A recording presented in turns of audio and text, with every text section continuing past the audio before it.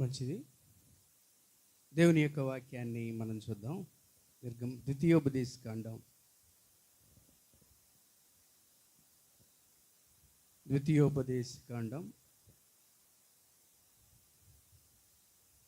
3వ అధ్యాయం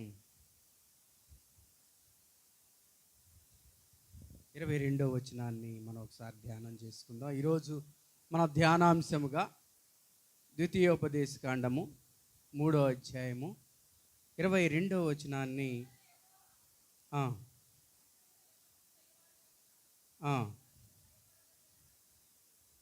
మంచిది. మీ దేవుడైన యెహోవా మీ పక్షముగా యుద్ధము చేయువాడు గనుక వారికి భయపడవద్దని ఆజ్ఞాపించి తిని. చిన్న ప్రార్థన చేసుకుందాం. మహోన్నతుడా, మహాగణుడా, సర్వశక్తిమంతుడా, మీకు స్తోత్రాలు, వందనాలు చెల్లిస్తున్నాం మా నాయన.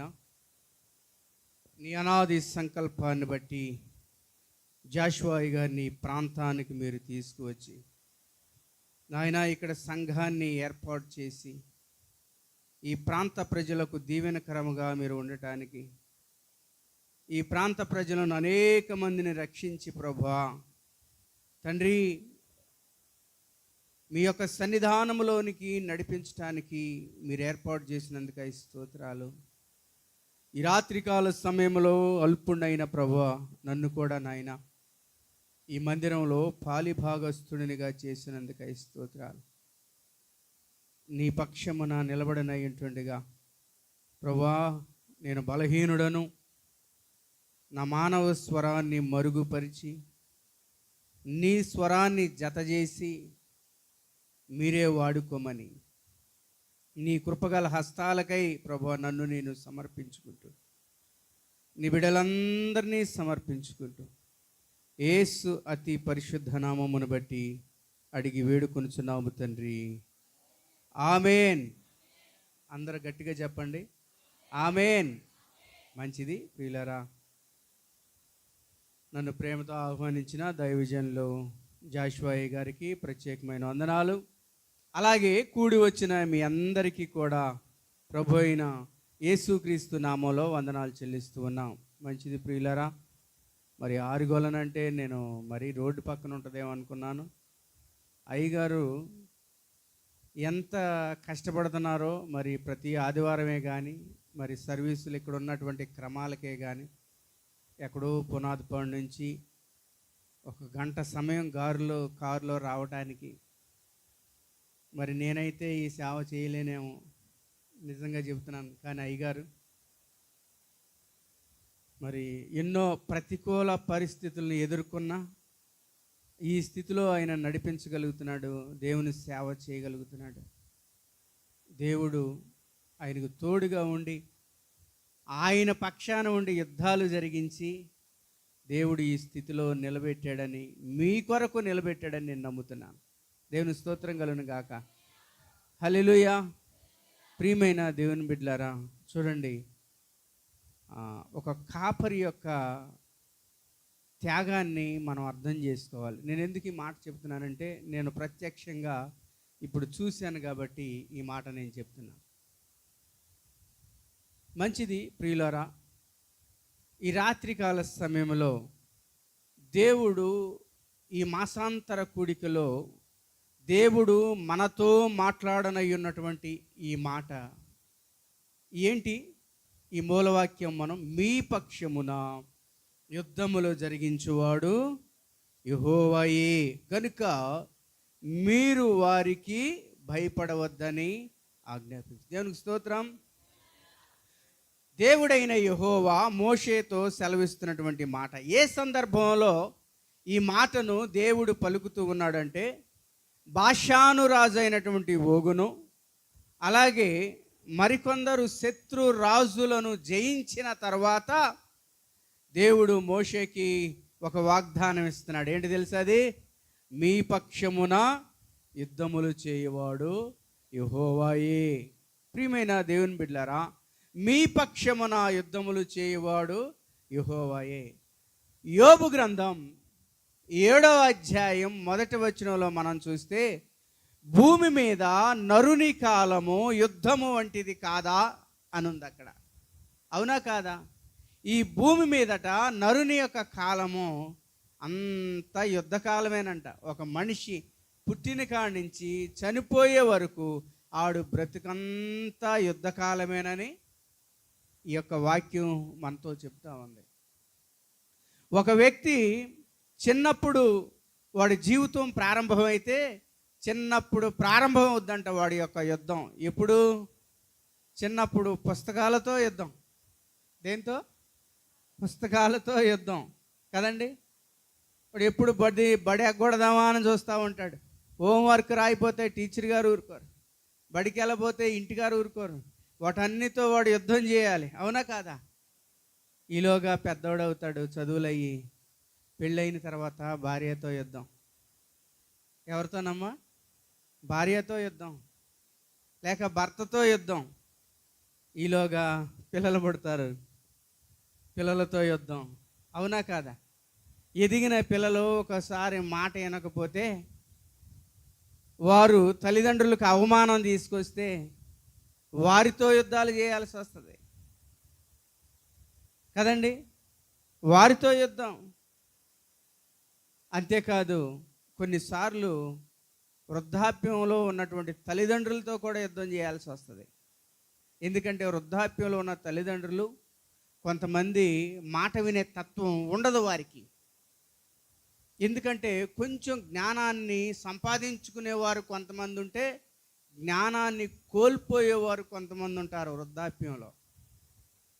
ఇలా మానవుని బ్రతుకంతా కూడా ఒక చిన్నప్పుడు పుస్తకాలతో ప్రారంభమైనటువంటి వాడి యుద్ధం, వాడి జీవితం, వాడు ముగింపు వరకు కూడా యుద్ధమే. అందుకని దేవుడు ఏమంటున్నాడు? నరుని కాలము భూమి మీద యుద్ధము వంటిది కాదా అని. అయితే ఈ రాత్రికాల సమయంలో ఈ మాసమంతయు కూడా దేవుడు మనల్ని నడిపించాడంటే అది దేవుని యొక్క దయ. దేవుని స్తోత్రం చెప్పండి. హల్లెలూయా. దేవుని దయ లేనిదే, దేవుడు మన పక్షాన ఉండి ప్రతి విషయములో ఆయన యుద్ధాన్ని జరిగించకపోతే, ఆయన మనకు తోడుగా లేకపోతే మనము ఈ స్థితిలో ఉండేవాళ్ళమే కాదు. ప్రియమైన దేవుని బిడ్డలారా, ఎన్ని యుద్ధాలైనా జరగచ్చు కానీ దేవుడు నీ నా పక్షాన ఉంటే అంత విజయమే. దేవుని స్తోత్రం కలుగును గాక. హల్లెలూయా. దేవుడు మన పక్షాన ఉండి యుద్ధాలు జరిగిస్తే అంతా విజయమే. దేవుడు లేని కుటుంబాలు, దేవుణ్ణి త్రోసేసిన కుటుంబాలు, చాలా కుటుంబాలు నీరు కారిపోయినట్లుగా మనం చూస్తున్నాం. ఈ రోజున మీరు గమనించండి, ప్రతి ఒక్కరూ కూడా అన్వయించుకోండి మీ జీవితానికి. దేవుడు నా పక్షాన ఉన్నాడు. నా పక్షాన ఉండబట్టే ఈ నెలంతయు కూడా దేవుడు మమ్మల్ని క్షేమంగా నడిపించాడు. ఇది నువ్వు నమ్మవలసినటువంటి మాట. ఈ వాగ్దానాన్ని ఈ మాసాంతర కూడికలో నువ్వు సొంతం చేసుకోవాలి. దేవుని స్తోత్రం. హల్లెలూయా.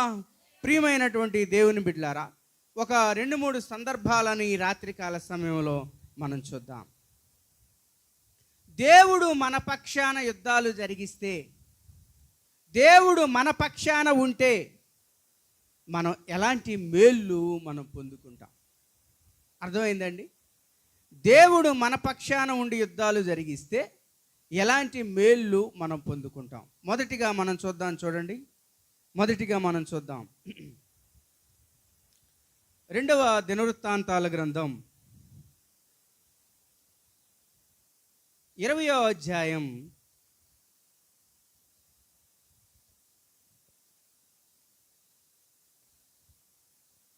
20వ అధ్యాయం ఒక 3 వచనాలు మాత్రమే మనం చదువుదాం. ఇది అయిన తరువాత మోయాబీయులు, అమ్మోనీయులను, మెయోనీయులను కొందరు దండెత్తి యెహోషాపాతు మీదికి వచ్చరి. అంతలో కొందరు వచ్చి సముద్రము ఆవల నుండి సిరియనుల తట్టు నుండి గొప్ప సైన్యము నీ మీదకి వచ్చుచున్నది. 3వ వచనం, అందుకు యెహోషాపాతు భయపడి యెహోవా యొద్ద విచారించుటకు మనస్సు నిలుపుకొని యోధా అంతటా ఉపవాస దినము ఆచరింపవలని చాటింపగా. దేవుని స్తోత్రం చెప్పండి. హల్లెలూయా. చూడండి ప్రియులరా, యెహోషాపాతు ఒక భక్తి కలిగినటువంటి రాజు. ఈ రాజు మీదకి ఎంతమంది శత్రువులు వచ్చారండి? ఎంతమంది వచ్చారు? 3 శత్రువులు వచ్చారు ఒకేసారి. మోయాబీయులు, అమోనీయులు, మెయోనీయులు.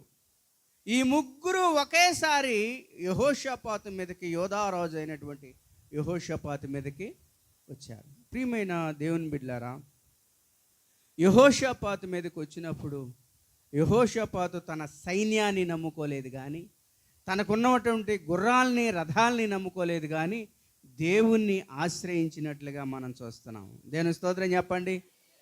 హల్లెలూయా. ప్రియమైన దేవుని బిడ్డలారా, యోధా వారందరినీ కూడా పోగు చేసి ఉపవాస దినము ఆచరించాలని చెప్పి దేవుని సన్నిధిలో అక్కడ ప్రార్థించినట్లుగా మనం చూస్తున్నాం. దేవుడు చెప్పాడు, నువ్వు వెళ్ళు యుద్ధానికి, నీ పక్షమున యుద్ధము చేసేవాడు యెహోవాయే. నీ పక్షమున యుద్ధం చేసేవాడు యెహోవాయే. ఎందుకు దేవుడు యెహోషాపాతుకి అంత వాగ్దానాన్ని ఇచ్చాడు? ఎందుకు అంత వాగ్దానాన్ని ఇచ్చాడంటే, ఇశ్రాయేలీయులు రాజుని కాపరిగా భావిస్తారు. ఎవరుగా భావిస్తారు? కాపరిగా భావిస్తారు. అంటే మేము గొర్రెలము, రాజు మమ్ములను కాచేటువంటి కాపరి. చూడండి, కాపరి అనగా మనం అర్థం చేసుకోవాల్సింది ఏంటంటే, దేవుడు ఏర్పాటు చేసుకున్నటువంటి దైవజనుడు. హల్లెలూయా. దైవజనుని మీదకి ఎవరైనా కానీ తిరుగుబాటు చేస్తే, ఎవరైనా వ్యతిరేకిస్తే, ఈ 3 ఒకేసారి దండెత్తి వచ్చారు. యెహోషాపాతు దేవుణ్ణి ఆశ్రయించాడు. ఎందుకో తెలుసా? యెహోషాపాతు మీదకి 3 తిరుగుబాటు చేశారు. దేవుడు ఊరుకోడు.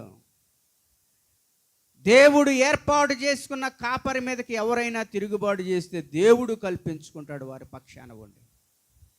ప్రియమైన దేవుని బిడ్డలారా, చూడండి, వారి పక్షాన దేవుడు కల్పించుకున్నాడు. నీకోసం ఉపవాసం ఉండి, నీకోసం ప్రార్థన చేసి, నీకోసం కన్నీరు కార్చి, నీకోసం ఎంతో సమయాన్ని వెచ్చించి, సంఘం కోసం ఎంతో కన్నీరు కార్చి ప్రార్థన చేసి దైవ సేవకుని మీద తిరుగుబాటు చేస్తే ఎవరైనా సరే దేవుడు ఊరుకుంటాడండి? దైవ సేవకుడు ఏమీ చేయలేక మెలకుండా ఊరుకోవచ్చు, కానీ దేవుడు ఊరుకోడు. ప్రియమైన దేవుని బిడ్డలారా, ఎవరో అవసరం లేదు, ఎక్కడో అవసరం లేదు. బైబిల్ గ్రంథంలోనే మనం చూడొచ్చు. మోషేని దేవుడు ఏర్పాటు చేసుకున్నాడు. ఇశ్రాయేలీయులకి కాపరిగా దేవుడు ఏర్పాటు చేసుకున్నాడు.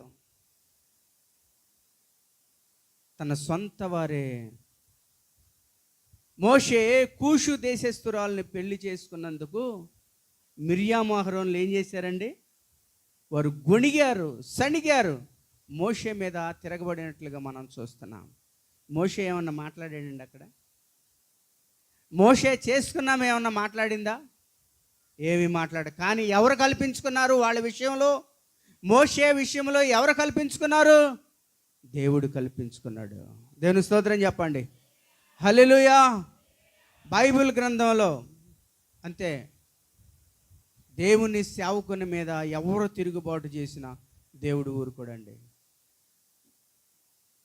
దేవుడు వారిని ఊరుకోడు. వారి జీవితంలో అంత నష్టాన్నే చూస్తారు. ఏ విధమైన నష్టాన్ని చూశారు వారు? మిర్యాము, అహరోను, రండి, మీరు ప్రత్యక్ష గుడారం దగ్గరికి రండి. దేవుడు పిలిచాడు, వెళ్ళాడు. మిర్యాముకి ఏమొచ్చింది? హిమము వంటి కుష్టు వచ్చింది. బైబిల్ గ్రంథంలో కుష్టి వ్యాధి వచ్చి మొదట స్వస్థత పొందిన వ్యక్తి ఎవరంటే మిర్యామే. ఎందుకు? మరలా చూడండి, ఆ వ్యక్తికి మోషే యొక్క స్వభావం ఎలాంటిదో దేవుడు ఒక దైవజనుని దూషించినందుకు, తిట్టినందుకు మిర్యాముకి సొంత అక్కైనా సరే దేవుడు కనికరించలా. ఏం చేశాడు? కుష్ఠవ్యాధిని రప్పించాడు. మోషే అనుకోవచ్చు, నన్ను తిట్టింది కాబట్టి దేవుడు ఈమెకే శిక్ష రప్పించాడు, ఇది న్యాయమే అనుకోవచ్చు. మోషే అనుకున్నాడా? మోషే అనుకోలా. అదే దైవజనుని యొక్క స్వభావం. దేవుని స్తోత్రం చెప్పండి. అదే దైవజనుని యొక్క స్వభావం. ఏం చేశాడో తెలుసా? మోషే మరలా మధ్యవర్తిగా ఉండి, అయ్యా దీన్ని పోగొట్టమని మరలా మోషే ప్రార్థన చేశాడు. ప్రియమైన దేవుని బిడ్డలారా, ఎవరైనా సరే దేవుని సేవకుని మీదకి, దేవుడు ఏర్పాటు చేసుకున్న వారి మీదకి, దేవుని కాపరి మీదకి ఎవరైనా మీదకి వస్తే, తిరుగుబాటు చేస్తే వారి జీవితాలు బాగుపడినట్లుగా బైబిల్ గ్రంథంలో ఎక్కడ మనం చూడం. ఫిజికల్గా నా సంఘంలోనే నేను చెప్తున్నాను. ఈ రోజున ప్రియమైన దేవుని బిడ్డలారా, ఒక వ్యక్తి నా సంఘంలో ఇట్లాగే, అయ్యా ప్రతి శనివారం కొంచెం నువ్వు వాక్యం చూస్తాను చెప్పినందుకు ఒక 4-5 తీసుకొని వెళ్ళిపోయాడు. పక్కకి వెళ్ళిపోయి వేరే సంఘం ప్రారంభించుకున్నాడు. చూడండి, ఒక 7-8 సంవత్సరాలు అవుతుంది. అతని జీవితంలో నెమ్మది కలిగి ఉండటం అనేది నేను చూడలే. ఎందుకో తెలుసా? దైవజనుని మీద తిరుగుబాటు చేస్తే ఎవరు కూడా క్షేమంగా ఉండరు. మరొక సంఘంలో మరొక చోట నేను చూశాను, ఇట్లాగే తిరుగుబాటు చేసి పక్కకి వెళ్ళిపోయి ఆయనకి వ్యతిరేకంగా చేసి వెనకాల ఆలోచనలు చేస్తే ఆ యొక్క వ్యక్తి జీవితము ఈరోజు కుటుంబం కూడా సర్వనాశనం అయిపోయింది. దేవుని స్తోత్రం చెప్పండి. హల్లెలూయా. ఎందుకు నేను యెహోషాపాతు యొక్క జీవితాన్ని నేను ఇక్కడ తెలియజేస్తున్నానంటే, యెహోషాపాతు దేవుడు ఏర్పాటు చేసుకున్నటువంటి రాజు, దైవ భక్తి కలిగినటువంటి రాజు. ఈ రాజు మీదకి చూడండి, ఒకేసారి 3 వస్తే దేవుడు ఊరుకోడు. ఏమన్నాడు తెలుసా? మీ పక్షమును యుద్ధములు జరిగించువాడు యెహోవాయే. మనం అర్థం చేసుకోవాలి. మన కోసం కష్టపడి, మన కోసం మోకరించి, మన కోసం సమస్తము మన కోసం అంగలార్చేటువంటి దైవ సేవకుల్ని మనం గౌరవించాలి. దేవుని స్తోత్రం కలుగునుగా. హల్లెలూయా. ప్రియమైన దేవుని బిడ్డలారా, చూడండి 29వ వచనాన్ని మనం చూద్దాం ఒకసారి.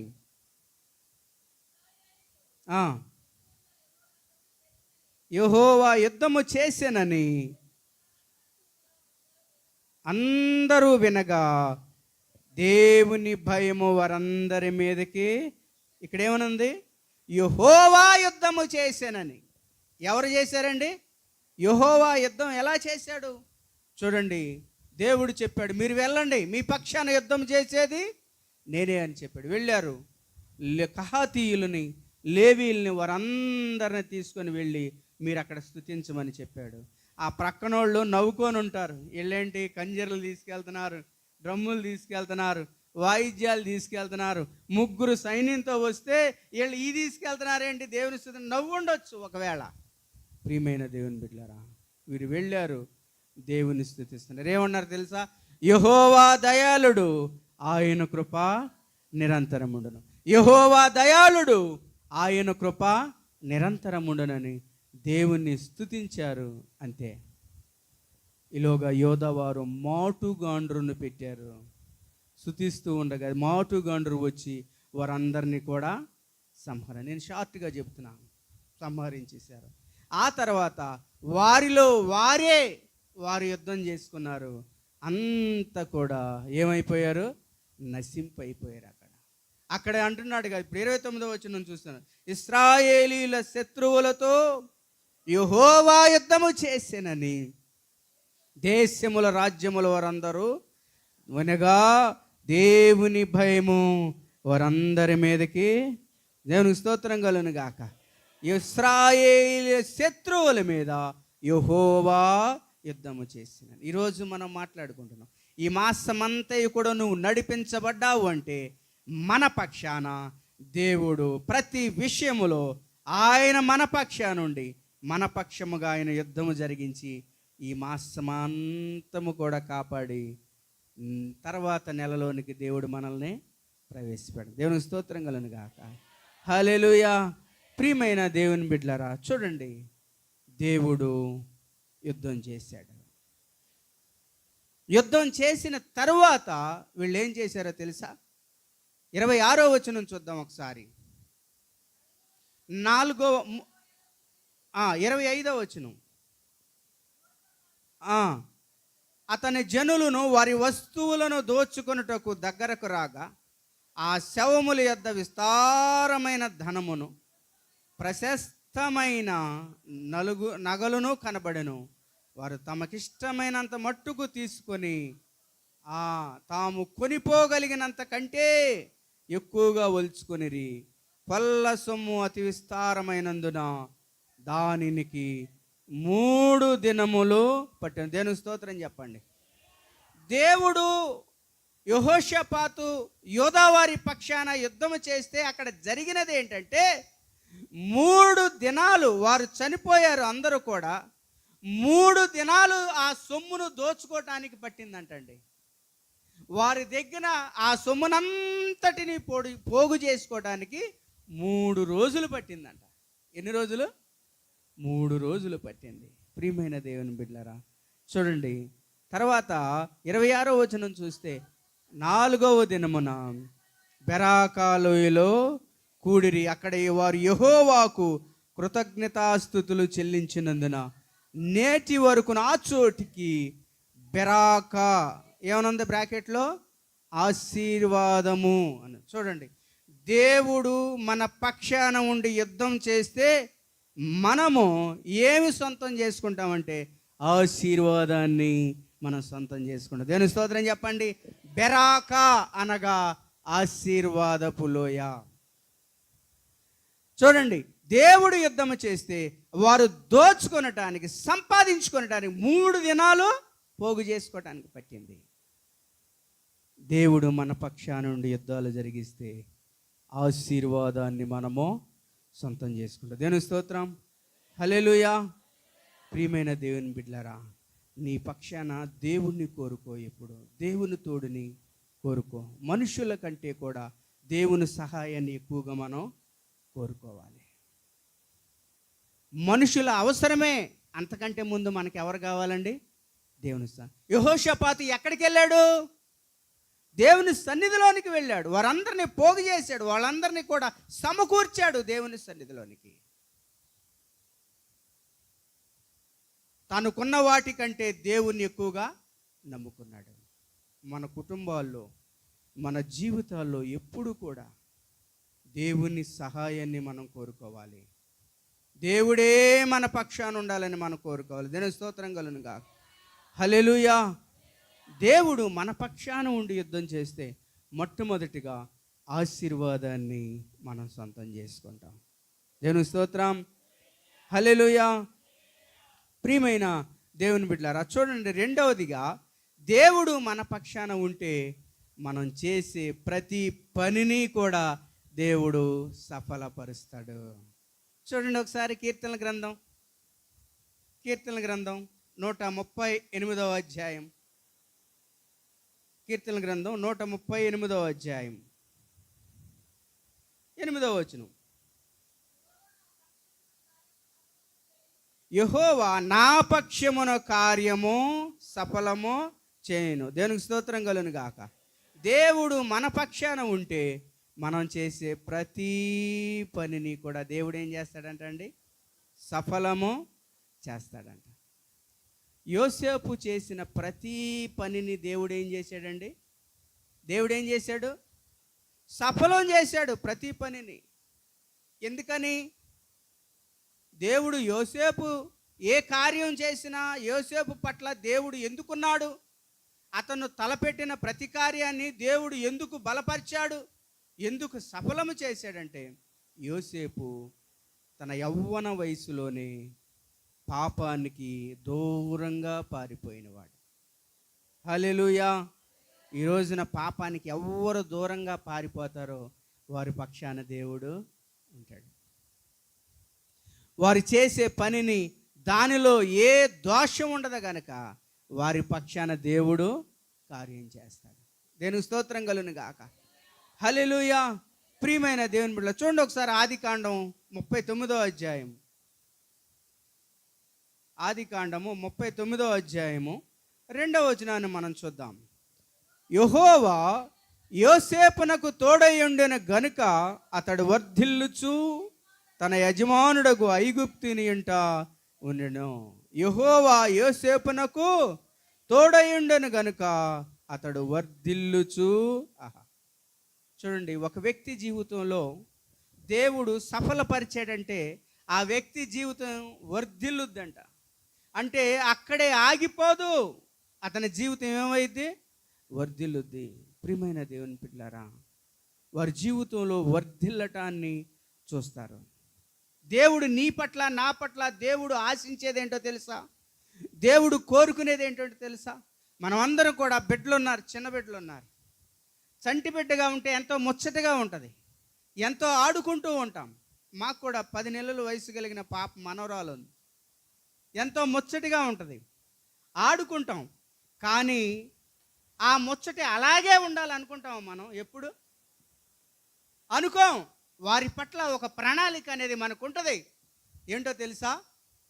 వారు పెద్దవాళ్ళు అవ్వాలి, ఎల్కేజీ చదవాలి, యూకేజీ చదవాలి, తర్వాత స్కూల్కి వెళ్ళాలి, కాలేజీకి వెళ్ళాలి, తర్వాత వారికి పెళ్ళిళ్ళు చేయాలి. ఇంత ప్రణాళిక వారి పట్ల మనకి ఉంటుంది. అలాగే దేవుడు కూడా మన జీవితంలో మనల్ని ఎక్కడున్న వారిని అక్కడే ఉంచడం దేవునికి ఇష్టమో కాదు. మన జీవితంలో మనం వర్ధిల్లటం అనేది దేవునికి ఇష్టం. అలాగే యోసేపును దేవుడు ఏం చేశాడండి? వర్ధిల్ల చేశాడు. దేవునికి స్తోత్రం కలుగును గాక. యోసేపును దేవుడు వర్ధిల్ల చేయటానికి కారణం ఏంటంటే యోసేపు నీతిమంతుడు. యోసేపు పాపాన్ని అసహించుకున్నవాడు, పాపానికి దూరంగా పారిపోయినవాడు. కొన్నిసార్లు ప్రియమైన దేవుని బిడ్డలారా, న్యాయము ఎదుట అన్యాయమే గెలుస్తుంది. అన్యాయము ఎదుట న్యాయము ఓడిపోతూ ఉంటుంది. యోసేపు జీవితంలో అదే జరిగింది. అయినా యోసేపు అదరలేదు, బెదరలేదు. దేవుని సమయం వరకు ఎదురు చూచాడు విశ్వాసంతో. ఒకానొక సమయం వచ్చింది, దేవుడు యోసేపుని సింహాసనం మీద నిలబడి. దేవునికి స్తోత్రం కలుగును గాక. అతడు చేసినదంతయు కూడా దేవుడు ఏం చేశాడు? సఫలపరిచాడు. బైబిల్ గ్రంథంలో అతి ఎక్కువగా రాచరికం చేసింది, సింహాసనం మీద కూర్చుంది ఎవరంటే యోసేపే. దాదాపుగా 80 సంవత్సరాల కాలం యోసేపు సింహాసనం మీద కూర్చున్నాడు. ప్రియమైన దేవుని బిడ్డలారా, చూడండి, యోసేపును దేవుడు అభివృద్ధి చేశాడు. దేవుడు మన పక్షాన ఉంటే, మన పక్షాన ఉండి యుద్ధాలు జరిగిస్తే మన జీవితంలో సఫలత అనేది మనం చూస్తాం, వర్ధిల్లటం అనేది మనము చూస్తాం. చూడండి, తర్వాత కీర్తనల గ్రంథం 92వ అధ్యాయము, త్వరగా తీసి సహాయం చేయండి. కీర్తనల గ్రంథం 92వ అధ్యాయం 12వ వచనం. నీతిమంతులు ఖర్జూర వృక్షము వలె మవ్వా వేయుదురు. చాలండి. నీతిమంతులు ఖర్జూర వృక్షము వలె మవ్వా వేయుదురు అనగా దాని అర్థం ఏంటంటే వారి యొక్క అభివృద్ధి, ఖర్జూర వృక్షము మవ్వ అనేదాన్ని మనం చూస్తున్నాం.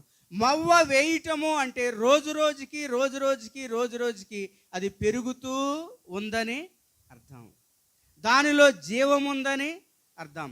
దాని అభివృద్ధి అనేది అంతటితో ఆగిపోలేదు అని అర్థం. మవ్వ వేస్తుంది అంటే అది రోజుకి అభివృద్ధి చెందుతుందని అర్థం. అలాగే నీతిమంతుల పక్షాన దేవుడు ఉంటాడు కాబట్టి వారి జీవితం ఎప్పుడు కూడా ఆగిపోదు, వర్ధిల్లటాన్ని మనం చూస్తున్నాం. చూడండి, ఆదికాండం ఇందాక తీసిందే 29వ అధ్యాయం 3వ వచనం,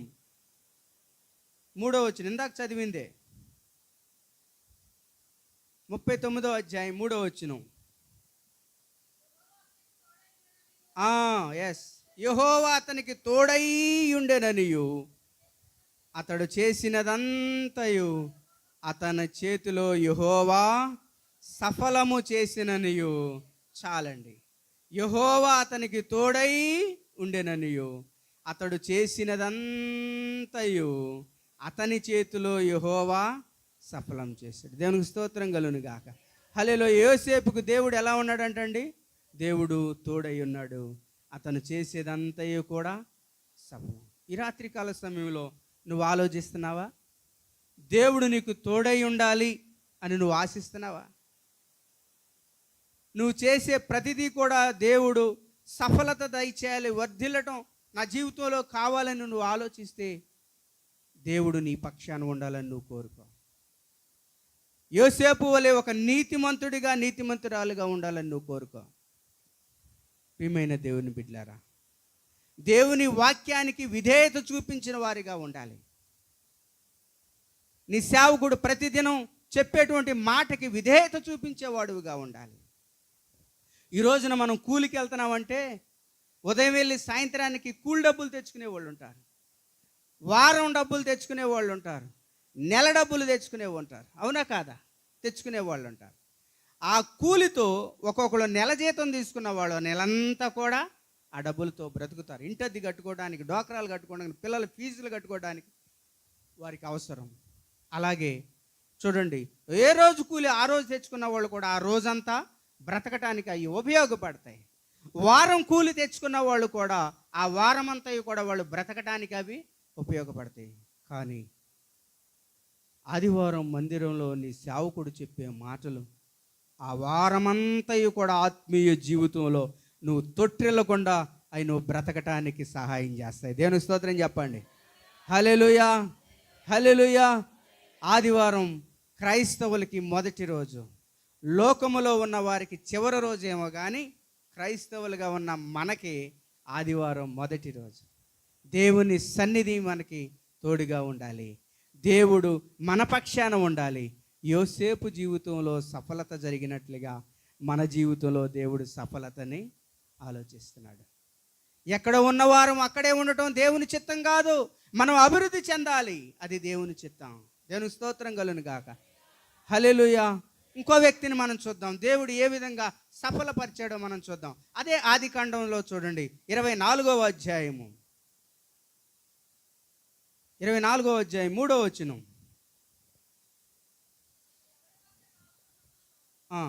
12వ వచనం చూడండి, 24:12. నా యజమానుడు అబ్రహాము దేవుడవైన యెహోవా, నేను వచ్చిన కార్యమును త్వరలో సఫలము చేసి నా యజమానుడు అబ్రహాము మీద అనుగ్రహము చూపుము. ఇక్కడేమనుంది? నేను వచ్చిన కార్యము త్వరలో సఫలము చేసి నా యజమానుడు అబ్రహాము మీద అనుగ్రహము చూపుము. దేవుని స్తోత్రం. ఎవరు ఈ మాట మాట్లాడుతున్నారు? ఎవరు ఈ మాట మాట్లాడుతున్నారో తెలుసా? Yes, correct. అబ్రహాము పెద్ద దాసుడైనటువంటి ఎలియాజరు. ఎలియాజర్కి అబ్రహాము పిలిచి ఒక పని అప్పచెప్పాడు. అయ్యా వినండి ఇటు. అబ్రహాము పిలిచి ఒక పని అప్పచెప్పాడు. ఏంటో తెలుసా? అయ్యా, ఈ కనానీయులు ఇక్కడ అమ్మాయి నా కొడుకొద్దు, నా స్వజనుల్లోకి వెళ్ళి నువ్వు ఒక పిల్లని నువ్వు తీసుకురా అని 318 మంది పనివారు ఉంటే వాళ్ళు ఎవరిని పిలవాలా? అబ్రహాము ఎవరిని పిలిచాడు? ఎలియాజరుని పిలిచి ఒక పనిని అప్పగించాడు. ఎలియాజరులో మనం చూస్తున్నాం, ఎలియాజరు నేను అందరి మీద నేను పెద్దవాడిని కదా, అందుకే నాకు ఈ పని అప్పచెప్పాడు అని విర్రవేగల. ఈ రోజున ఒక 20 మంది మీద ఒక సూపర్వైజర్, ఒక కంపెనీలో, ఒక ఫ్యాక్టరీలో ఒక సూపర్వైజర్ ఉంటే అతనికి నేను సూపర్వైజర్ అనే గర్వం ఉంటుంది. ఎందుకంటే అంతమందిని వాడు మెయింటైన్ చేస్తాడు కాబట్టి. ఎలియాజర్లో అది లేదు. ఇక్కడ ఏం చేస్తాడంటే, నా యజమానుడగు అబ్రహాము దేవుడు స్తుతింపబడునుగా కానీ చోట ఒంటెలని మోకరింపజేసి అతను కూడా ప్రార్థిస్తున్నట్లుగా మనము చూస్తున్నాం. నా యజమానుడగు అబ్రహాము దేవుడు అయిన యెహోవా, నేను వచ్చిన కార్యము త్వరలోనే సఫలము చేసి నా యజమానుడగు అబ్రహాం మీద ఎంత తగ్గించుకొని ప్రార్థన చేస్తున్నాడు. తను చేయబోయి, తను వెళ్ళబోయే మరి ఆ అబ్రహాముకి కోడలను తీసుకురావడానికి వెళుతూ అతని ప్రార్థన చేస్తున్నాడు, నేను వెళ్ళే కార్యాన్ని సఫలము చేయని. దేవునికి స్తోత్రం కలుగును గాక. హల్లెలూయా. ఇక్కడ ఎలియాజర్లో నమ్మకత్వాన్ని చూస్తున్నాం, ఎలియాజర్లో ప్రార్థనా గుణాన్ని చూస్తున్నాం, ఎలియాజర్లో తగ్గింపును మనము చూస్తున్నాం. ప్రియమైన దేవుని బిడ్డ, ఏ పని నువ్వు తలపెట్టాలని చూస్తున్నావా? గృహం కట్టుకోవాలనుకుంటున్నావా? నీ పిల్లల పెళ్లి చేయాలని చూస్తున్నావా? ఇంకా ఏదైనా ఏ పనైనా నువ్వు చేయాలని ఆశిస్తూ ఉంటే మొదటిగా ఎలియాజర్ ఇక్కడ చేసిన పని దేవుని సన్నిధిలో మోకరించి ప్రార్థన చేస్తున్నాడు. ఏ పని నీకు కావాలో దానికంటే ముందు ప్రార్థనా జీవితం అవసరం. దేవుడు అప్పుడే సఫలం చేస్తాడు. దేవునికి స్తోత్రం కలుగునుగా. హల్లెలూయా, హల్లెలూయా. ఏదైనా మాకు జరగాలి అంటే ఒకే మాట చెబుతా, మొదట ప్రార్థన చేద్దాం, ఆ తర్వాత దేవుని చిత్తం. దేవుని చిత్తం ఉంటే అవుద్ది, దేవుని చిత్తం ఉంటే అది తొలగుద్ది. మొదట మనం ప్రార్థన చేద్దామని నేను చెప్తూ ఉంటా. చూడండి, ఎలియాజరు ఆ విధంగా ప్రార్థన చేయటాన్ని బట్టి దేవుడు ఏ విధంగా సఫలపరిచాడు, తన యొక్క పనిని దేవుడు ఏ విధంగా సఫలపరిచాడంటే, ఎవరి కోసమైతే ఎలియాజరు వెళుతున్నాడో ఆమె ఎదురొచ్చేటట్లుగా దేవుడు చేశాడు. దేవునికి స్తోత్రం కలుగును గాక. హల్లెలూయా. అందుకనే దేవుడు మన పక్షాన ఉంటే మనం చేసే ప్రతి పనిని కూడా దేవుడు ఏం చేస్తాడండి? సఫలపరచడు. దేవునికి స్తోత్రం కలుగును గాక. నీ జీవితంలో దేవుని యొక్క తోడుని కోరుకో, ప్రార్థనా జీవితాన్ని కోరుకో. ఎలియాజరు వలె, ఒక యోసేపు వలె, ఒక యెహోషాపాతు వలె ప్రార్థనా జీవితాన్ని కోరుకో. దేవుని కార్యాన్ని నీ జీవితంలో చూస్తావు. దేవుని స్తోత్రం కలుగును గాక. హల్లెలూయా. ప్రియమైన దేవుని బిడ్డలారా, చూడండి, దేవుడు మన పక్షాన యుద్ధాలు జరిగిస్తే మొట్టమొదటిగా ఏమి మనం సొంతం చేసుకుంటాం? ఆశీర్వాదాన్ని సొంతం చేసుకుంటాం. రెండవదిగా, దేవుడు మన పక్షాన ఉండి ఆయన యుద్ధం చేస్తే మనం చేసే ప్రతి పనిని కూడా ఏం చేస్తాడు? ఆయన సఫలపరుస్తాడు. ప్రియమైన దేవుని బిడ్డలారా, చూడండి, మన జీవితంలో దేవుని యొక్క తోడు అనేది మనం ఎప్పుడు కోరుకోవాలి. ఈ రోజున లోకంలో మనుషుని నమ్ముకున్న తోడు ఒంటరిని చేసేస్తుంది. నమ్ముకున్న వాడే ఒక్కోసారి నట్టేటను ముంచి వెళ్ళిపోతూ ఉంటాడు. అది కాదు మనం. ఎందుకంటే నిన్ను నమ్ముకున్న వాడిని గురించి నువ్వు చావాలని అనుకునేవాళ్ళు చాలామంది ఉంటారు. కాదు, నీ కోసం చనిపోయిన ఆయన కోసం ఆలోచించాలి, నీ కోసం ప్రాణం పెట్టిన వారి కోసం ఆలోచించాలి. దేవుని స్తోత్రం కలుగును గాక. హల్లెలూయా. ప్రియమైన దేవుని బిడ్డలారా, మూడవదిగా చూద్దాం మనం. చూడండి, కీర్తనల గ్రంథం 68వ అధ్యాయం. కీర్తనల గ్రంథము 68వ అధ్యాయము 20వ వచనాన్ని మనం ఒకసారి చూద్దాం. దేవుడు మా పక్షమున పూర్ణ రక్షణ కలుగుజేయు దేవుడై ఉన్నాడు, మరణము తప్పించుట యెహోవా వశము. దేవుని స్తోత్రం చెప్పండి. హల్లెలూయా. దేవుడు మా పక్షమున ఉన్నాడు, మరణము తప్పించుట యెహోవా వశము. ప్రియమైన దేవుని బిడ్డలారా, దేవుడు మన పక్షాన ఉంటే ఏం తప్పిస్తాడండి? మరణాన్ని తప్పిస్తాడు. మరి ఈ మాసమంతా కూడా మనం క్షేమంగా వచ్చి ఈ మందిరంలో మనం దేవుణ్ణి ఆరాధిస్తున్నామంటే ప్రతి క్షణము కూడా మనకి ఎదురయ్యేటువంటి మరణాన్ని దేవుడు దూరపరిచాడు. కాబట్టి మనం ఈ రోజున దేవుని సన్నిధిలో ఉన్నాం. దేవుని స్తోత్రం చెప్పండి. హల్లెలూయా. లోకం ఎలా ఉందండి? భయంకరమైన దుర్దినాల్లో మనము ఉన్నాం. మనం వెళ్ళేది, మనం సరిగా వెళ్తుంటే వెనకాల వచ్చేవాడు సరిగా రావట్లా, మనం కరెక్ట్గా వెళ్తున్నా ఎదరొచ్చేవాడు సరిగా రావట్లా. ఎన్ని యాక్సిడెంట్లు, ఎన్ని భయంకరమైన నష్టాలని, ప్రాణ నష్టాలని మనం చూస్తున్నాం అనేది టీవీల్లో చూస్తున్నాం, పేపర్లో చూస్తున్నాం, మన స్వయంగా మన కళ్ళతో మనమే చూస్తున్నాం. ప్రియమైన దేవుని బిడ్డలారా, దేవుడు మన పక్షాన ఉంటే మనకి ఎదురయ్యేటువంటి ప్రతి మరణకరమైన దోతను కూడా దేవుడు దూరపరిచేస్తూ ఉంటాడు. దేవుని స్తోత్రం కలుగును గాక. హల్లెలూయా. ప్రియమైన దేవుని బిడ్డలారా, దేవుడు మన పక్షాన ఉంటే ఏం తప్పిస్తాడండి? మరణంని తప్పిస్తాడు. ఈ మాసమంతా కూడా మీరు చేసే ప్రయాణాల్లో, గతించిన మాసమంతా కూడా మీరు చేసిన ప్రయాణాల్లో, మీరు పనిచేసేటువంటి ఉద్యోగ స్థలాల్లో పొంచి ఉన్నటువంటి ప్రమాదాన్ని దేవుడు తప్పించాడు. అలాగే ముందున్న మాసములో కూడా దేవుడు మీ పక్షాన ఉండి ఆయన కార్యం చేయాలి. దేవుని యొక్క తోడును నువ్వు కోరుకోవాలి. దేవుని స్తోత్రం కలుగును గాక. హల్లెలూయా. ప్రియమైన దేవుని బిడ్డలు, అంతేకాదు ఈ మాసమంతా కూడా మరణకరమైన వ్యాధులు పొంచి ఉన్నా దేవుడు నిన్ను తప్పించాడు. దేవుని స్తోత్రం. చూడండి, ఎక్కడ చూసినా కానీ ఇప్పుడు విషపు జ్వరాలు ఉన్నాయి. వాతావరణం మరి మార్పు కలిగింది కదా, వర్షాకాలం వచ్చేసింది కదా, ఎక్కడ చూసినా విషపు జ్వరాలు, ఎక్కడ చూసినా విషపు జ్వరాలు, టైఫాయిడ్లు, డెంగ్యూలు, మలేరియాలు, విషపుకరమైనటువంటి విష జ్వరాలు, విష వ్యాధులు మన దగ్గరికి వచ్చినా కానీ దేవుడు దూరపరుస్తాడు. ఎందుకు? దేవుడు మన పక్షమున ఉన్నాడు కాబట్టి. దేవుని స్తోత్రం కలుగును గాక. హల్లెలూయా. అంతేకాదు, దేవుడు మన పక్షాన ఉంటే ఒక వ్యాధి కాదు, ఒక మరణమే కాదండి, ఆత్మీయ జీవితంలో ఏ చీకటిలో నువ్వు పడిపోకుండా, ఏ పాపంలో పడిపోకుండా దేవుడు నిన్ను కాపాడుతాడు. దేవునికి స్తోత్రం కలుగును గాక. హల్లెలూయా. ఎందుకో తెలుసా? లోకము సాతాను యొక్క వశములో ఉంది, లోకము చీకటిలో ఉంది. మనం లోకంలో బ్రతుకుతున్నాం. అబద్ధికుడు, మోసగాడు సాతాను. ప్రతి క్షణము వాడి టార్గెట్ ఎవరై అంటే లోకంలో ఉన్నవారు వాడి టార్గెట్ కాదు, దేవుని సంఘములో ఉన్నవారినే.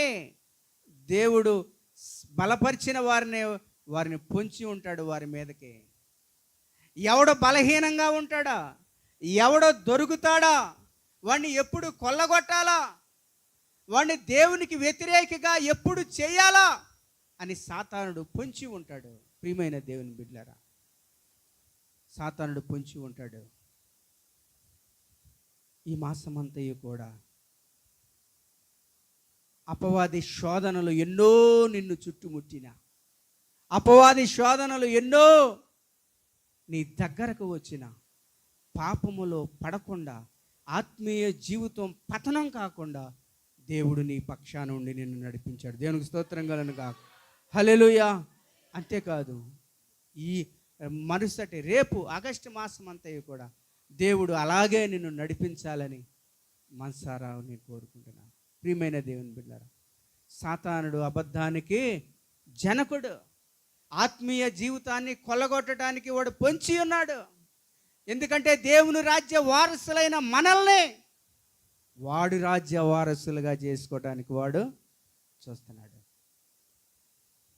చెడగొట్టడానికి చూస్తూ ఉంటాడు, విశ్వాసులైన వారిని చెదరగొట్టడానికి చూస్తూ ఉంటాడు, వారి మనస్సుల్ని గలిబిలి చేస్తూ ఉంటాడు. ఎందుకో తెలుసా? ఏదో ఒక చిన్న మాట ద్వారా గలిబిలి చేస్తూ ఉంటాడు. ప్రియ దేవుని బిడ్డలారా,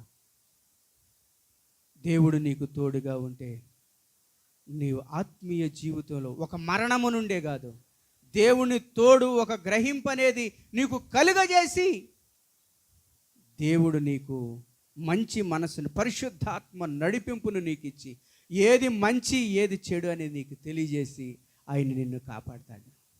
దేవునికి స్తోత్రం కలుగును గాక. హల్లెలూయా. ప్రియమైన దేవుని బిడ్డలారా, చూడండి 116వ కీర్తన ఒకసారి చూద్దాం. 116వ కీర్తన 8వ వచనం. దావీదు భక్తుడు ఒక మాట అంటాడు ఇక్కడ.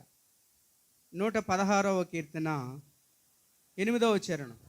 మరణము నుండి నా ప్రాణమును, కన్నీళ్లు విడవకుండా నా కన్నులను, జారి పడకుండా నా పాదములను నీవు తప్పించి ఉన్నావు. దేవునికి స్తోత్రం కలుగును గాక. మరణము నుండి నా ప్రాణమును, కన్నీళ్లు విడవకుండా నా కన్నులను జారి పడకుండా నీవు తప్పిస్తావు. ప్రియమైన దేవుని బిడ్డలారా, చూడండి, ఈ మాసంలో మరి ఎలాంటి మరణం నీ దగ్గరికి వచ్చినా ఒక్కోసారి మనం వెళుతూ ఉంటాం, ఆ మరణం అకస్మాత్తుగా మన దగ్గరికి వస్తుంది. ఎవరో వచ్చి పట్టి లాగినట్టుగానే త్రుటిలో మనం తప్పించుకోగలుగుతాం. ఎవరో? దేవుడే మనల్ని తప్పించాడు. అలాంటి అనుభవాలు మీకు కూడా కలిగి ఉండొచ్చు. మా జీవితంలో మేము కూడా కలిగి ఉన్నాం. ప్రియమైన దేవుని బిడ్డలారా, మరణము నుండి నా ప్రాణమును, కన్నీళ్లు విడవకుండా నా కన్నులను. కొన్నిసార్లు వేదన అనేది నీకు అపవాది కలుగు చేసిన, బిడ్డల ద్వారా వేదన, భర్త ద్వారా వేదన, నీ పక్కింటి వాళ్ళ ద్వారా వేదన, నువ్వు పనిచేసే స్థలములో నీ కొలీగ్స్తో నీకు వేదన, కళ్ళు ఏడ్చేటట్లుగా ఆ యొక్క వేదనకరమైన స్థితిలో నుంచి నీ కన్నీళ్లు జారకుండా దేవుడు నిన్ను ఎప్పటికప్పుడు ఓదారుస్తూ వస్తున్నాడు. ఈ మాసమంతా కూడా అదే విధముగా నిన్ను వాదార్చి దేవుడు నిన్ను నడిపించాడని నేను నమ్ముతున్నాను. దేవుని స్తోత్రం చెప్పండి. హల్లెలూయా. జారి పడకుండా నా పాదములను నీవు తప్పించున్నావు. ఈ రోజున ఏ పాపములోనూ జారి పడకుండా, వదిలివేసినటువంటి ఏ పాపంలో జారి పడకుండా, మానేసినటువంటి ఏ అలవాటుల్లో నువ్వు జారి పడకుండా దేవుడు నిన్ను ఈ మాసమంతా కూడా నడిపించాడు. దేవుని స్తోత్రం చెప్పండి. హల్లెలూయా, హల్లెలూయా. ప్రియమైన దేవుని బిడ్డలారా, దేవుడు మన పక్షాన ఉంటే మూడవదిగా మనం ఏం చూస్తున్నామండి? ఏం చూస్తున్నాం? ఆయన మరణమును మనల్ని తప్పిస్తూ ఉంటాడు. మరణము మన దగ్గర పొంచి ఉన్న వచ్చిన దేవుడు మనల్ని తప్పిస్తూ ఉంటాడు. నేను ఉద్యోగం చేసే సమయంలో ఎన్నో మరణాలు, పెద్ద మిషన్లు, ప్రింటింగ్ మిషన్లు, ఆఫ్సెట్ మిషన్లో నేను పనిచేశాను. కొన్నిసార్లు భయంకరమైన మరణాలు, చేతులు పోగొట్టుకున్న వాళ్ళు, మనుషులు చనిపోయిన వాళ్ళు, నా కళ్ళ ముందే చేతులు 3 ముక్కలైపోయిన వాళ్ళు నేను ఎంతోమంది చూశాను. అలాంటి ప్రమాదాలు నా దగ్గరికి వచ్చినా దేవుడు త్రుటిలో నన్ను తప్పించాడు. దేవునికి స్తోత్రం కలుగును గాక. ఈ రోజున నేను అనుకుంటా, ఆయన ఆ రోజున త్రుటిలో తప్పించి క్షేమంగా ఉంచాడు కాబట్టి, ఈ రోజున ఆయన సంకల్పము నా పట్ల ఉంది కాబట్టి ఈరోజు నేను సజీవంగా నిలవబడగలిగానని ఎప్పుడు కూడా నేను దేవునికి స్తుతులు అర్పిస్తూ ఉంటా. దేవునికి స్తోత్రం కలుగును గాక. హల్లెలూయా. ప్రియమైన దేవుని బిడ్డలారా, ఎప్పుడు కూడా మనిషికి బాడీ గార్డ్ ఏదంటే మరణమే. మరణం ఎప్పుడు మనిషి చుట్టూ తిరుగుతూనే ఉంటుంది. దేవుడు మన పక్షాన ఉంటే ఎలాంటి మరణం నీ దరికొచ్చినా కానీ దేవుడు ఏం చేస్తాడండి? దూరపరుస్తాడు. దేవుని స్తోత్రం కలుగును గాక. హల్లెలూయా, హల్లెలూయా. 4వదిగా ఇంకో మాట చెప్తాను చూడండి. 118వ కీర్తన 7వ వచనం. యెహోవా నా పక్షము వహించి నాకు సహకారి అయి ఉన్నాడు. నా శత్రువుల విషయమైన నా కోరిక నెరవేరుట చూచెదను. దేవుడు నీకు సహకారి అయి ఉంటే నీ కోరికను దేవుడు నెరవేరుస్తాడు.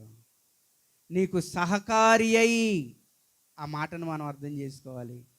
దేవుడు ఎలా ఉంటాడంట? మనకి సహకారి అయి కోరికను నెరవేరుస్తాడు. ఈ కీర్తన రాయటములో దావీదు యొక్క ఉద్దేశం ఏంటో తెలుసా? దావీదు యొక్క ఉద్దేశం ఏంటంటే, చూడండి, గొల్యాతును దావీదు చంపినప్పుడు గొల్యాతు ఎలా పడ్డాడు? దావీదు రాయి ఇసిరి కొట్టినప్పుడు రాయి వెళ్ళి ఎక్కడ పడింది? నుదుటి పడింది. నుదుటి పడినప్పుడు అమాంతంగా రాయి తగిలినప్పుడు వెనకాలకు పడిపోవాలి. కానీ గొల్యాతు ఎలా పడ్డాడు? బోర్ల పడిపోయాడు. ప్రియమైన దేవుని బిడ్డలారా, చూడండి, ఈ కీర్తన రాయటంలో దావీదు ఉద్దేశం ఏంటంటే, యెహోవా నా పక్షము వహించి, అంటే నా తరపున ఉండి నాకు సహకారి అయి ఉన్నాడు.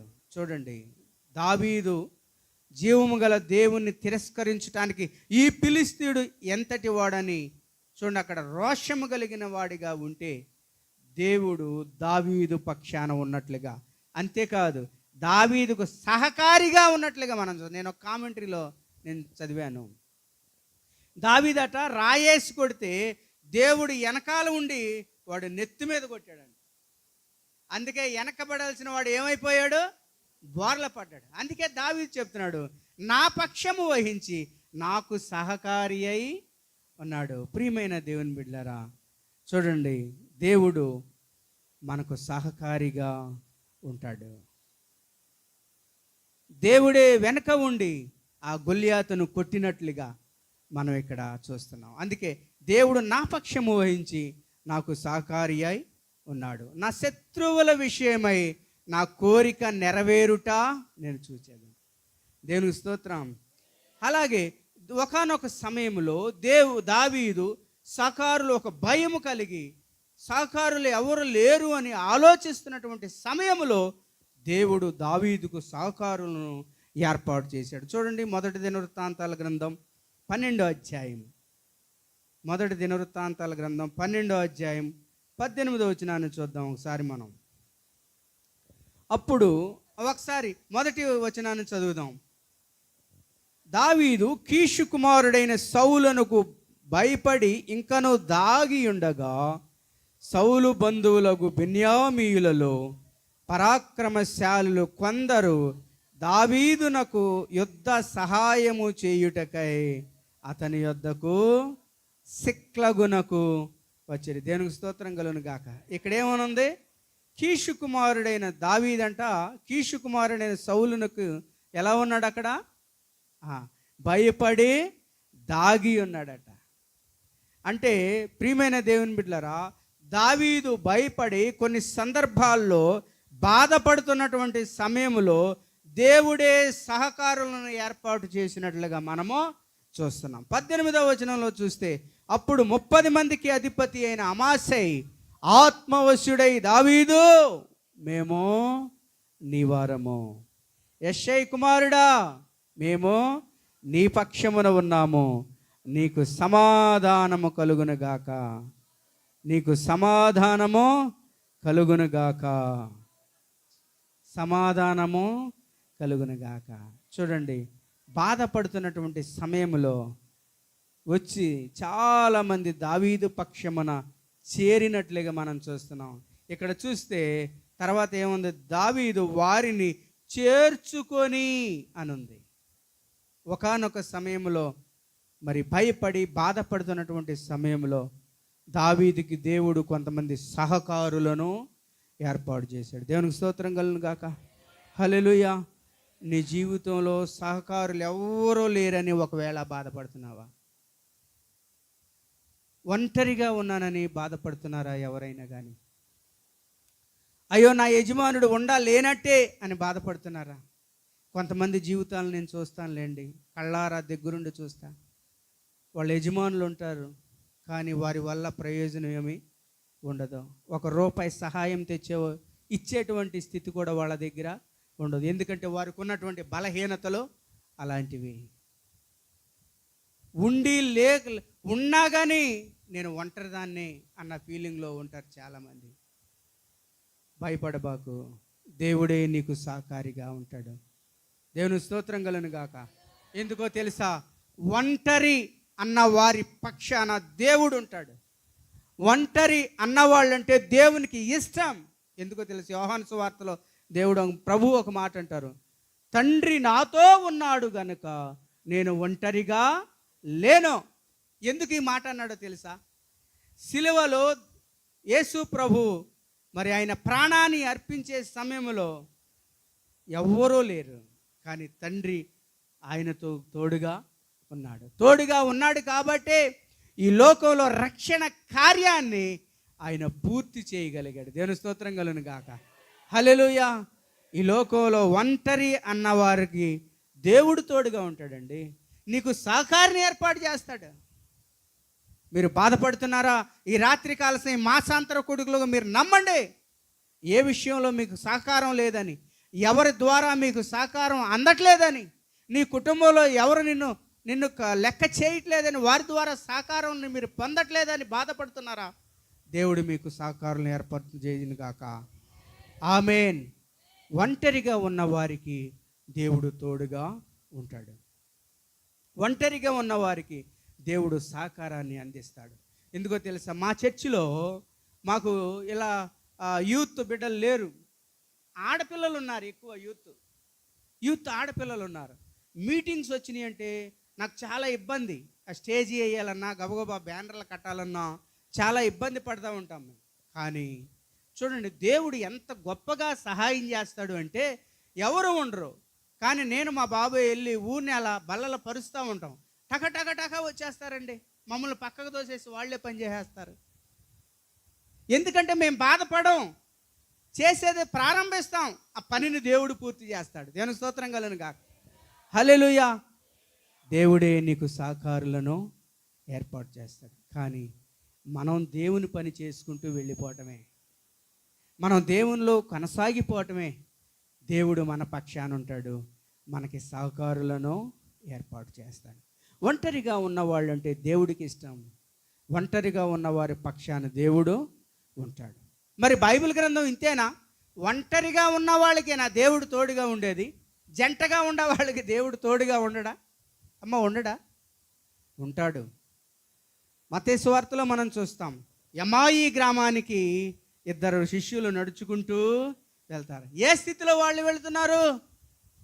జీవాధిపతిని వారు సిలువ వేశారు అని వారి ఆత్మ వారిలో మండుచుండగా, వేదనకరమైన స్థితిలో ఆ ఇద్దరు శిష్యులు మాట్లాడుకుంటూ వెళుచూ ఉండగా చాలా గుండె వేదనతో వెళుచున్నారు.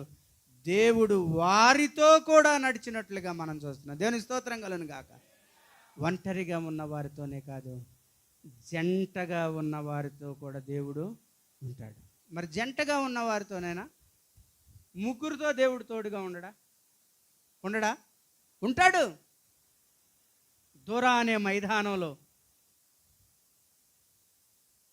అగ్నిగుండం తవ్వించి దానిలో పడవేసినప్పుడు ఆ యొక్క విగ్రహానికి మొక్కకుండా దేవుని కోసం నిలబడగలిగిన ముగ్గురు యవనస్తుల కొరకు 4వ వాడిగా దేవుడు నిలబడ్డాడు. దేవుని స్తోత్రం కలుగునుగా. షడ్రకు, మేషకు, అబేద్నెగో అనే ముగ్గురు అగ్నిగుండంలో పడద్రోయబడిన దేవుని కోసం వారు నిలబడ్డారు కాబట్టి దేవుడు వారికి తోడుగా 4వ వాడిగా వారికి తోడుగా ఉన్నాడు. దేవుని స్తోత్రం, హల్లెలూయా. దేవుని తోడు మనకి ఎప్పుడు ఉంటుంది? కానీ దేవుని కోసము మనం నిలబడగలిగిన వారిముగా మనం ఉండాలి. దేవుని స్తోత్రం. మరి అంతేనండి, ఒకళ్ళకైనా, ఇద్దరికైనా, ముగ్గురికైనా, నలుగురికి దేవుడు తోడుగా ఉండడా? ఉంటాడు. పిలుపుకి 4 కుమార్తెలు. ఎవరో చెప్పింది? ప్రవచిస్తున్నారు. ఎలా ప్రవచిస్తున్నారు? పరిశుద్ధాత్మ వలన వారు ప్రవచిస్తున్నారు. 4కి కూడా పరిశుద్ధాత్మ దేవుడు వారికి తోడుగా ఉన్నాడు. దేవుని స్తోత్రం, హల్లెలూయా. ప్రియమైన దేవుని బిడ్డలారా, చూడండి, నీ జీవితంలో ఒకవేళ పిల్లల యొక్క కార్యక్రమాల కోసం, మరి ఉద్యోగం నిమిత్తం, అలాగే ఆధ్యాత్మిక జీవితంలో నువ్వేం కోరుకుంటున్నావో, ఏ సహాయము నువ్వు కావాలి అనుకుంటున్నావో, ఏది నీ జీవితంలో జరగాలి అని నువ్వు అనుకుంటున్నావో, దేవుడు నీకు సహకారిగా ఉంటాడు. కావలసిన సహకారులను దేవుడు నీకు ఏర్పాటు చేస్తాడు. దేవుని స్తోత్రం కలుగును గాక. ఈ మాసాంతర కూడికలో ఈ వాగ్దానాన్ని నమ్ము. దేవుడు నీ పక్షాన యుద్ధాలు జరిగించి దేవుడు నీకు సహకారులను ఏర్పాటు చేస్తాడు. దేవుని స్తోత్రం, హల్లెలూయా. నీ పక్షాన దేవుడు ఉండి మేలుల చేత నిన్ను తృప్తిపరిచేవాడుగా ఉంటాడు. ప్రియమైన దేవుని బిడ్డలారా, చూడండి, మళ్ళా ఒకసారి మనం మూలవచనంలోనికి వెళదాం. ద్వితీయోపదేశకాండం 3వ అధ్యాయం 22వ వచనం. మీ పక్షముల యుద్ధములు జరిగించువాడు యెహోవాయే. దేవుడైన యెహోవా మీ పక్షముల యుద్ధము జరిగించేవాడు. మన పక్షాన ఉండి యుద్ధము జరిగించేవాడు ఎవరు? దేవుడే. దేవుడు మన పక్షాన యుద్ధాలు చేస్తే, మళ్ళా ఒకసారి రివీల్ చేస్తున్నాను నేను, దేవుడు మన పక్షాన ఉండి యుద్ధాలు చేస్తే మనం ఏం సొంతం చేసుకుంటామండి? ఆశీర్వాదాన్ని సొంతం చేసుకుంటాం. దేవుడు మన పక్షాన యుద్ధాలు చేస్తే మనం చేసే ప్రతి పనిని కూడా దేవుడు ఏం చేస్తాడు? సఫలపరుస్తాడు. దేవుడు మన పక్షాన ఉంటే మరణమును తప్పిస్తాడు. దేవునికి స్తోత్రం. దేవుడు మన పక్షాన ఉంటే నీకు సహకారిని ఏర్పాటు చేస్తాడు, నీ కోరికను నెరవేరుస్తాడు. ప్రియమైన దేవుని బిడ్డలారా, ఈ మాసమంతయు కూడా వీటిని నువ్వు సొంతం చేసుకుంటున్నావని నమ్ము. దేవుడు నీకు తోడై అంటాడు. హల్లెలూయా. చివరిగా ఒక మాట చెబుతా. ఇవన్నీ నువ్వు సొంతం చేసుకోవాలంటే, ఈ మాట చెప్పపోతే ఇక ఈ మాటలకు అర్థమే ఉండదు.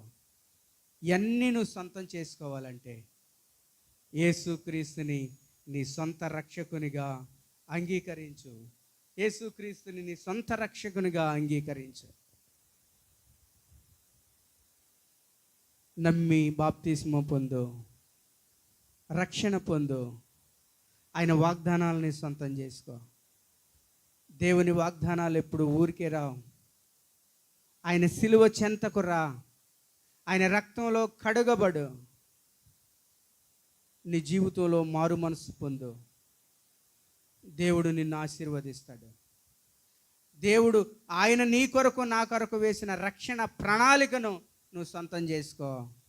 దేవుడు ఈ వాగ్దానాలను నీకు సొంతం చేస్తాడు. ఈ రాత్రికాల సమయంలో కేవలం వాగ్దానాలను నమ్మే వ్యక్తులుగా కాదు, కేవలం వాగ్దానాలని మనం ఆశించేవారముగా కాదు, యేసుక్రీస్తులో రక్షణ మనం పొందాలి, మారు మనసు పొందాలి, దేవుడు ఏర్పాటు చేసిన రాజ్యానికి వారసులుగా మనం ఉండాలి. ప్రియమైన దేవుని బిడ్డలారా, ఇంకా ఎవరికైనా రక్షణ లేని వారు ఉంటే ఈ రాత్రికాల సమయంలో రక్షణ పొందండి.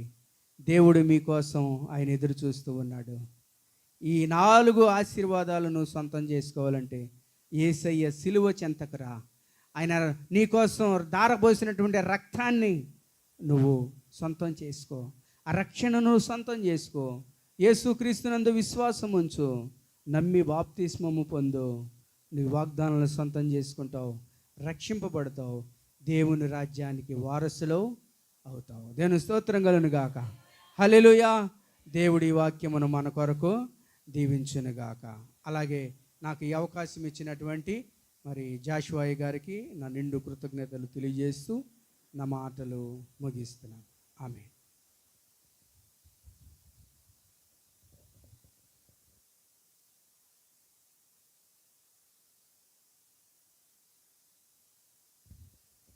అందరూ చేతులెత్తి ప్రభుకు ఒకసారి స్తోత్రాలు చెప్తాం. హల్లెలూయా, హల్లెలూయా.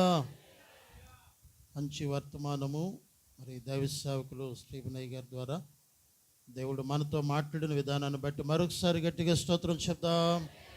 హల్లెలూయా.